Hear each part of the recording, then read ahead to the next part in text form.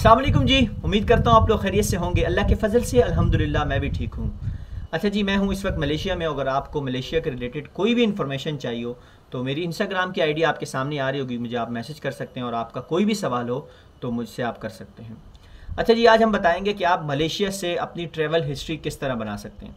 मैं आज ये आपको बिल्कुल नहीं बताऊंगा कि आपके पास कोई भी वीज़ा है, लडंग का वीज़ा है, एग्रीकल्चर का वीज़ा है, कंस्ट्रक्शन का वीज़ा है, सर्विस सेक्टर का, प्रोफेशनल, कोई भी वीज़ा हो। ये वीडियो सब के लिए है। आपके पास सस्ते से सस्ता वीज़ा है और महंगे से महंगा वीज़ा है, ये वीडियो सब के लिए, लेकिन उनके लिए जिनके पास वीज़ा है, मलेशिया में लीगल है। मैं आज आपको बताता हूँ कि अगर आपने यूरोप का प्लान कर रहे हैं तो यहाँ पर आप मलेशिया में, यार जाहिर सी बात है, अगर आप यूरोप विज़िट मारने का प्लान कर रहे हैं तो जाहिर सी बात है आपकी ट्रैवल हिस्ट्री होनी चाहिए। अगर आपकी ट्रैवल हिस्ट्री नहीं होगी तो आप यूरोप का ख्वाब बिल्कुल भी नहीं देख सकते। ठीक है, वो 1% लोग होते हैं जिनका लक चल जाता है, वो फ्रेश पासपोर्ट पर भी निकल जाते हैं, लेकिन ज़िंदगी गुजारने के कुछ कवायद और ज़वाबित हैं, उसके मुताबिक ही हमें ज़िंदगी गुजारनी चाहिए। और कहीं पर जाने के लिए भी कुछ कवायद और ज़वाबित हैं, तो उसके ऊपर मुताबिक हमें ज़िंदगी गुजारनी। जब हमें पता है कि यार ऐसे हमें वीज़ा नहीं मिलेगा तो हमें क्या करना है। मैं आज पाकिस्तान की बात नहीं करूँगा कि आप पाकिस्तान से किसी यूरोप या शेंजन का या यूके वटेवर, आप अमेरिका, कहीं भी कंट्री की बात करें कि हम वहाँ पर विज़िट वीज़ा कैसे अप्लाई कर सकते हैं, अपनी क्या कहते हैं ट्रैवल हिस्ट्री कैसे बना सकते हैं। मैं आज बात करूँगा मलेशिया की। मलेशिया से अगर आप कोई भी पाकिस्तानी, नेपाली, बांग्लादेश, इंडियन कहीं पर भी हैं जो मेरी बोली समझ रहे हैं कि मैं उर्दू बोल रहा हूँ और वो हिंदी भी समझते हैं, मेरी बात समझ रहे हैं, ये वीडियो उनके लिए, मेरी कोई स्पेशली अपनी कंट्री के लिए नहीं है, सब के लिए कि जो ख्वाब देख रहे हैं कि यार हम किसी यूरोप या शेंजन कंट्री का विज़िट लगाएं। लेकिन उससे पहले आपको अपनी ट्रैवल हिस्ट्री बनानी पड़ेगी। तो आज की वीडियो में बात करूँगा कि यार आपने मलेशिया से अपनी ट्रैवल हिस्ट्री कैसे बनानी चाहिए।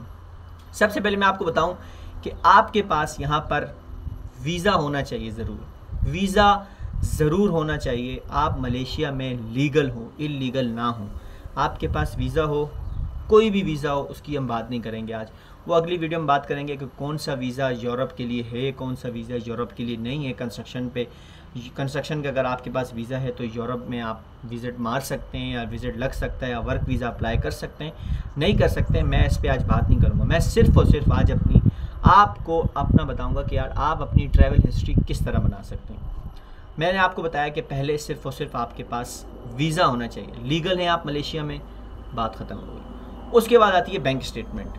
आपकी बैंक स्टेटमेंट, आपके पास मलेशिया का बैंक अकाउंट होना चाहिए। ऐसा नहीं है कि अगर आप पाकिस्तानी हैं तो पाकिस्तानी बैंक अकाउंट चलेगा, या आप बांग्लादेश से ताल्लुक़ रखते हैं तो बांग्लादेश का क्या कहते हैं बैंक चलेगा, ऐसा कुछ नहीं है। आप मलेशिया में और आपके पास वीज़ा है तो यहाँ पर अगर आपने अपनी ट्रैवल हिस्ट्री बनानी है तो मलेशिया का आपके पास बैंक अकाउंट होना चाहिए।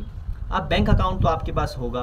बैंक अकाउंट के बाद उसमें जिस कंपनी से आपने वीज़ा लिया है, ज़ाहिर सी बात है मलेशिया के लोग हैं वो समझते हैं कि अगर आपकी कोई भी कंपनी उसके ऊपर आपका अकाउंट खुला हो और उसी नाम से आपके अकाउंट में सैलरी भी आती हो। अच्छा, यहाँ पर मैं आपको बताता हूँ कि कुछ लोग पूछेंगे कि यार हमें कैश सैलरी मिलती है, उसके ऊपर मैं तफसील से एक वीडियो बनाऊंगा कि यार आपको अगर क्या कहते हैं कैश सैलरी मिलती है तो उससे आप अपनी बैंक स्टेटमेंट किस तरह बना सकते हैं। परेशानी की कोई बात नहीं है। अभी मैं क्या कहते हैं कैश की बात नहीं करूंगा, मैं उनकी बात करूंगा कि जो कंपनी डायरेक्ट उनके अकाउंट में, अपने एम्प्लॉयर्स के अकाउंट में सैलरी भेजती है, मैं उनकी बात करूँगा। कैश जिनको मिलता है या वो कोई और भी काम करते हैं, यहाँ पर जैसे आप समझते हैं कि मैं क्या कहना चाह रहा हूँ, वो कहीं और काम कर रहे हैं कंपनी किसी और में, तो वो अपनी बैंक स्टेटमेंट किस तरह बना सकते हैं, अपने अकाउंट में किस तरह पैसे डलवा सकते हैं, उनको कैश पैसे मिलते हैं, उस पर एक इंशाल्लाह अलग वीडियो में बनाऊंगा ज़रा। अच्छा, आपकी कंपनी आपको आपके अकाउंट में पैसे भेजती हो, आपके अकाउंट में पैसे आए, आपने लास्ट 6 मंथ की बैंक स्टेटमेंट निकलवानी है। आपकी 1500 सैलरी है, 2000 सैलरी है, कोई मसला नहीं है, ठीक है। अब मैं आपको बताता हूँ कि आपने अपनी ट्रैवल हिस्ट्री किस तरह बनानी है। आपके पास वीज़ा भी है मलेशिया का और बैंक भी आपका अकाउंट खुला हुआ है। तो सबसे पहले आप यहाँ पर जोहर बारू से, आपको पता है कि यार नज़दीक है, यहाँ पर आप क्या कहते हैं थाईलैंड का वीज़ा ले सकते हैं और यहाँ से आप थाईलैंड भी जा सकते हैं। एक मैं बात रुक के बताऊँ कि आपने ऐसा नहीं करना कि एक ही महीने में तमाम विज़िट मारने, तमाम कंट्री के विज़िट मारने, मतलब जो कंट्री, ऐसा बिल्कुल भी नहीं करना। उसकी वजह बता रहा हूँ, जब आप तमाम कंट्री के एक ही महीने में, एक हफ़्ते आप थाईलैंड गए, अगले हफ़्ते आप सिंगापुर गए, अगले हफ़्ते आप क्या कहते हैं इंडोनेशिया चले गए, फिर कंबोडिया चले गए, एक ही मतलब आपने मंथ में सारे विज़िट मार दिए, तो वीज़ा ऑफिसर को थोड़ा सा शक होगा।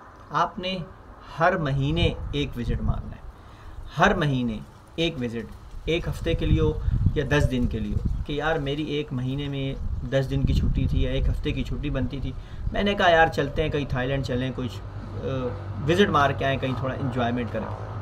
तो एक महीने आपने थाईलैंड जाना है, दूसरे महीने यहाँ पर कंबोडिया है, वो भी सस्ता मुल्क है, इतना महंगा नहीं, तो आप कंबोडिया चले जाएँ। उसके बाद इंडोनेशिया, वो भी सस्ता है, इतना कोई एक्सपेंसिव नहीं है, वहाँ चले जाएँ। 3 दिन के लिए जाएँ, 2 दिन के लिए जाएँ, लेकिन जाएँ ज़रूर ट्रैवल हिस्ट्री बनाने के लिए। उसके बाद आते हैं सिंगापुर की बात। सिंगापुर जाहिर सी बात है थोड़ा सा एक्सपेंसिव है, लेकिन वहाँ पर ज़्यादा दिन आप नहीं गुजारें, कम दिन गुजारें। बहुत ज़्यादा एक्सपेंसिव है सिंगापुर, बहुत ज़्यादा एक्सपेंसिव है, लेकिन वहाँ कम दिन गुजारें और जल्दी वापस आ जाएं। तो अगर आपने 4 महीने में 4 कंट्री का विज़िट मार दिया तो बहुत ही अच्छा हो जाएगा।